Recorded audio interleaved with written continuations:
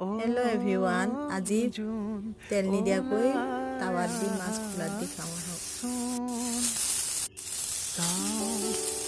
এনেকৈ তাৱা এখন পাতি ধুনীয়াকৈ মাছখিনি এটা এটাকৈ তাৱাখন দি দিলোঁ। ধুনীয়াকৈ এটা এটাকৈ তাৱাখনত মেলি দিছোঁ দেই।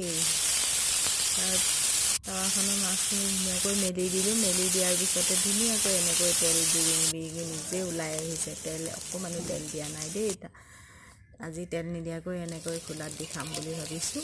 তাৰপিছতে মই চামুচ এখন লৈ অলপ মাছখিনি এনেকৈয়ে এটা এটাকৈ গোটেই মাছখিনি